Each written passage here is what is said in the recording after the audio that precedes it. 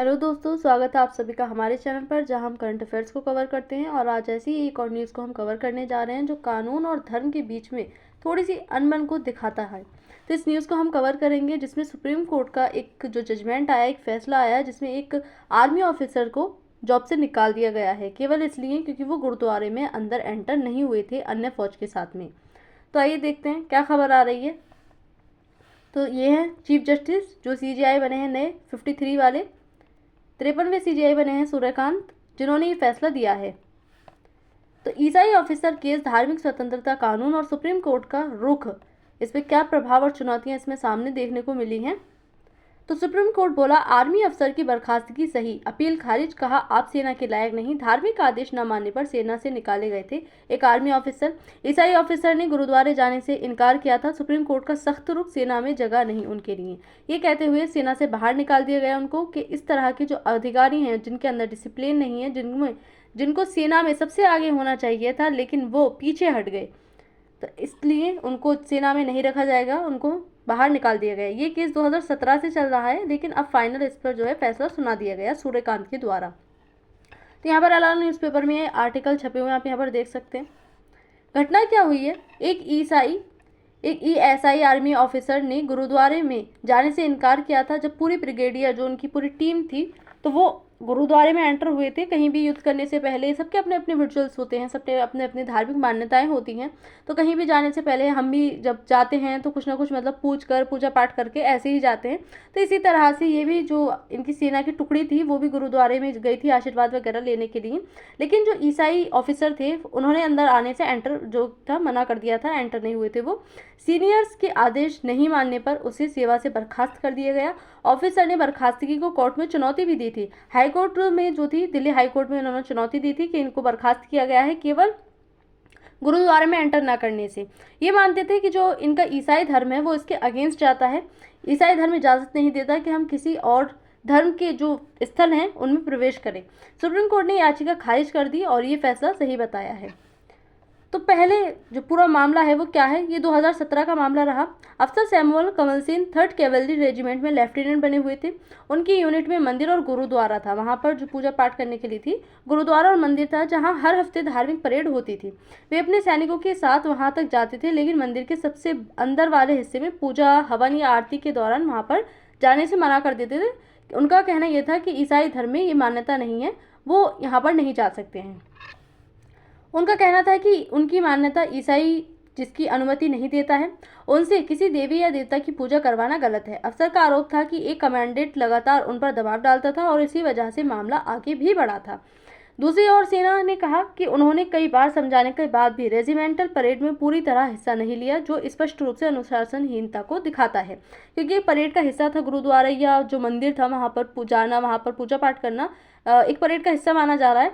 तो उनको डिसिप्लिन तोड़ने की वजह से जो बर्खास्तगी है वो की गई है। लंबे समय तक चली जांच और सुनवाई के बाद उन्हें 2022 में सेवा से बर्खास्त कर दिया गया था। पहले जांच वगैरह चली, क्योंकि इतने बड़े लेफ्टिनेंट अफसर को जो है ऐसे ही नहीं निकाला जा सकता है जॉब से, तो इनके खिलाफ जो थी जांच वगैरह हुई, फिर 2022 में इनको जॉब से निकाल दिया गया था।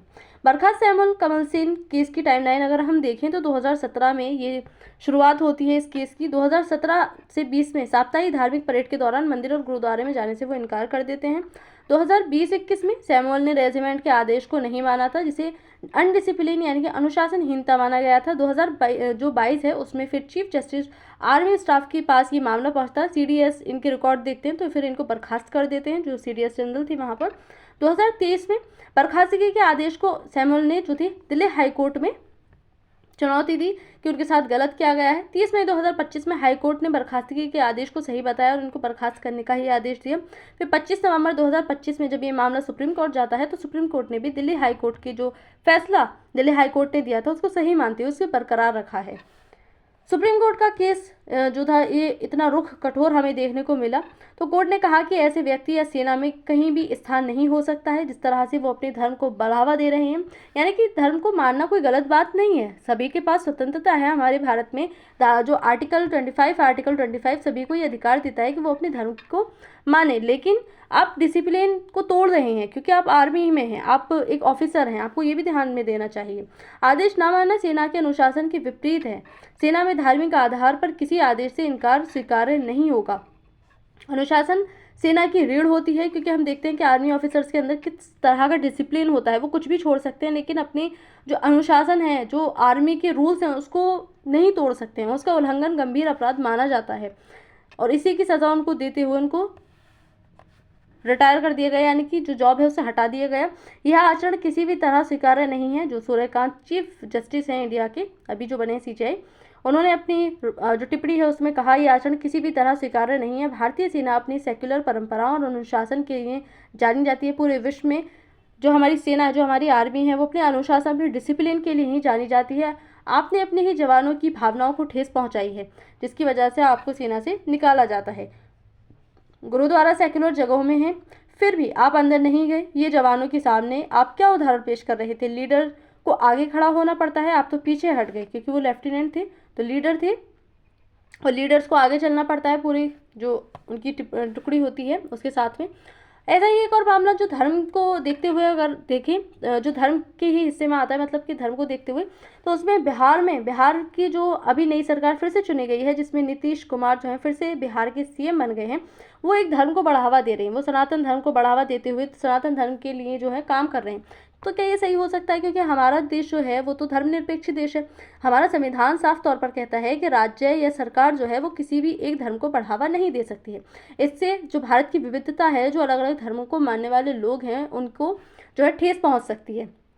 जो कि हमारे जो संविधान है उसका जो मूल संविधान है उसका जो है तत्व है, यानी कि जो हमारा मूल संविधान है, बेसिक कॉन्स्टिट्यूशन, उसका ढांचा है। अगर हम मूल संविधान को देखें तो उसमें कभी भी किसी भी तौर पर बदलाव नहीं किया जा सकता है।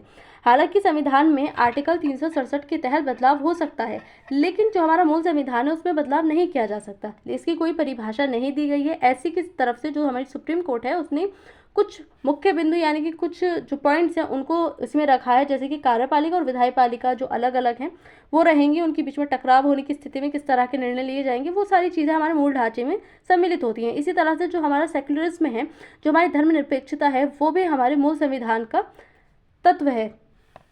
तो ऐसे में जो बिहार सरकार करने जा रही है, क्या वो सही है? बिहार के नए सनातन धर्म संयोजक, जो कि बिहार सरकार सभी 38 जिलों में सनातन धर्म संयोजक नियुक्त करने जा रही है, इनका उद्देश्य धार्मिक गतिविधियों का समन्वय करना होगा।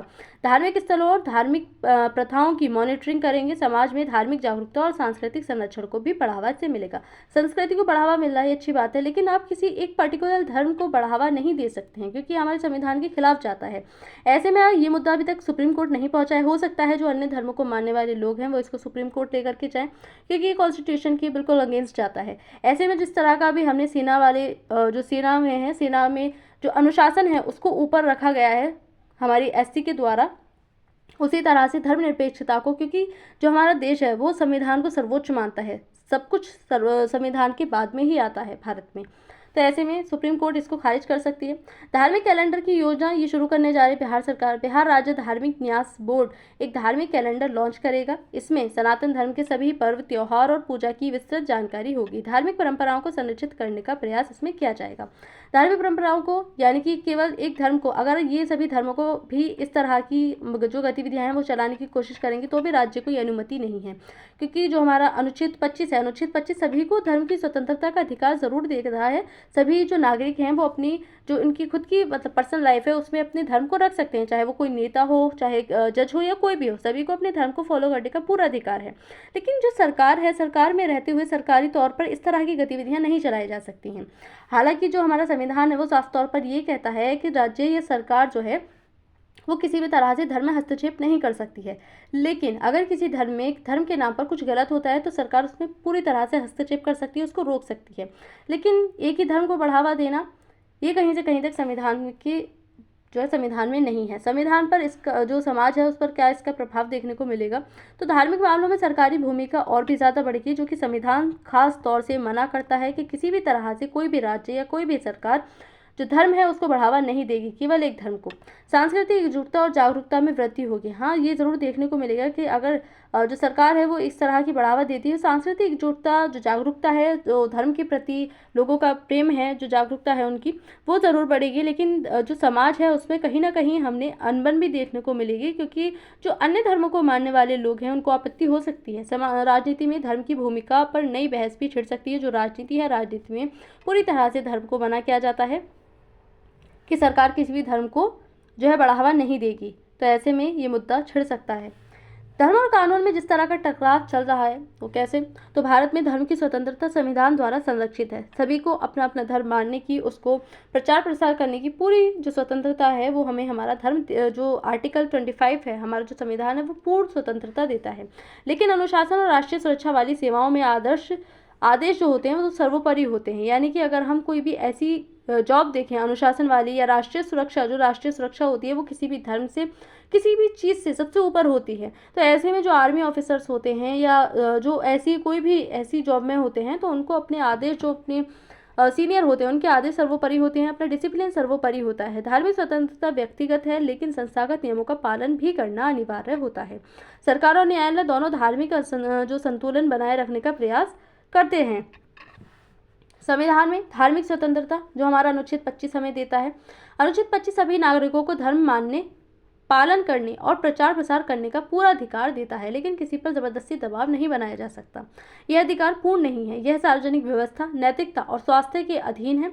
सेना, पुलिस, महत्वपूर्ण सेवाओं में यह अधिकार सीमित किया जा सकता है। यानी कि इस तरह की जो सेवाएं हैं उसमें यह अधिकार जो है वो सीमित हो जाता है। हम देखते हैं कि हमारे जो मूल अधिकार हैं, मूल अधिकार हम सर्वोपरि देखते हैं। डीपीएसपी में भी और डीपीएसपी जब मूल अधिकारों से टकराव होता है तो हम देखते हैं कि मूल अधिकार सर्वोपरि रखे जाते हैं। जो उच्च होते हैं वो हमारे मूल अधिकार होते हैं, लेकिन जो हमारे मूल अधिकार हैं वो किसी और के लिए दबाव ना बन जाए, उनके लिए जो हमारे मूल अधिकार होते हैं वो किसी अन्य के लिए हमारे मूल कर्तव्य भी होते हैं। तो किसी अन्य को परेशानी ना हो उसके लिए उनको सीमित भी किया जाता है। राष्ट्रीय सुरक्षा और अनुशासन सर्वोपरि माना जाता है, इसलिए मूल अधिकार को भी सीमित कर दिया जाता है। क्या यह किसी धर्म के खिलाफ है? जिस तरह से जो बिहार योजना चलाई जा रही है सरकार के द्वारा, और जिस तरह से ये जो एससी का बयान आया है, एससी का फैसला आया, वो किसी धर्म के खिलाफ हो रहा है? तो नहीं, ये कोर्ट का निर्णय धर्म के खिलाफ नहीं है बल्कि अनुशासन पर आधारित है। जो एससी का भी फैसला आया है आर्मी ऑफिसर को निकालने के लिए, तो उन्होंने अनुशासन जो है उसका पालन नहीं किया पूरी तरह से, इसलिए उनको जो है जॉब से निकाल दिया गया। सेना में आदेश से इनकार धर्म की वजह से भी स्वीकार नहीं किया जाता है। ये सेना का जो है रूल होता है, यह कि इस धार्मिक अधिकार बनाम राष्ट्रीय सुरक्षा का उदाहरण है। लेकिन जिस तरह से बिहार सरकार इस तरह की जो योजना चला रही है कि एक ही धर्म का प्रचार प्रसार कर रही है, तो ये जो हमें हमारे संविधान का जो मूल ढांचा है उसके अगेंस्ट जाते हैं। अगर ये केस अगर बनता है और ये सुप्रीम कोर्ट जाता है तो उस पर रोक भी लगाई जा सकती है। सेना और धार्मिक स्वतंत्रता कानूनी स्थिति किस तरह की है? तो सेना अधिनियम 1950 के तहत आदेश ना मानना दंडनीय अपराध होता है, जिसके लिए उनको जॉब से भी निकाल दिया गया है। सेना में धार्मिक आज़ादी सीमित रूप में दी जाती है। धार्मिक वजह से आदेश मानने से इनकार करना कोर्ट द्वारा वैध नहीं माना जाता, इसीलिए उनको सेना से निकाल दिया गया। भारत पर इसका क्या प्रभाव पड़ेगा? जिस तरह से भारत एक जो हमारी धर्मनिरपेक्ष भी देश है और साथ ही विविधतापूर्ण देश है, इसमें अलग अलग धर्मों को मानने वाले लोग रहते हैं। सेना में अनुशासन और मजबूत होगा। भविष्य में आधार पर आदेश मानने से इनकार करने वाले मामलों पर स्पष्ट संदेश सेना में धर्मनिरपेक्षता और एकरूपता को मजबूती देती है। सेना किसी भी तरह का धार्मिक टकराव कम करने में मदद जो है, ये इस तरह का उदाहरण हमें देखने को मिल सकते हैं। आगे की चुनौतियाँ क्या हो सकती हैं इसकी? तो सेना में धार्मिक भावना और अनुशासन के बीच संतुलन बनाए रखना बहुत ज़रूरी है। ये दूसरों को भी एक तरह से एग्जाम्पल मिल गया। अन्य कर्मचारी धार्मिक कारणों का गलत उपयोग ना करें, उनके लिए भी अच्छा एग्जाम्पल है ये। धर्म और कानून के बीच सीमाएं स्पष्ट करना, विभिन्न धर्मों के जवानों की भावनाओं को सम्मानजनक तरीके से संभालना भी बहुत महत्वपूर्ण होता है। आगे के लिए चुनौतियाँ उत्पन्न हो सकती हैं। हो सकता है जो अन्य धर्मों को मानने वाले हैं वो कुछ गलत इसका मतलब निकाल लें। तो मामला धर्म के खिलाफ नहीं बल्कि सेना के अनुशासन से जुड़ा हुआ है। संविधान धार्मिक स्वतंत्रता देता है, लेकिन सेना में यह सीमित है। सुप्रीम कोर्ट का फैसला सेना की एकता और अनुशासन को मजबूत करना बताना है, ताकि जो अनुशासन है, जो डिसिप्लिन है, वो सेना में बना रहे, ना कि किसी भी धर्म की भावनाओं को ठेस पहुंचाना है। तो आज की इस वीडियो में इतना ही।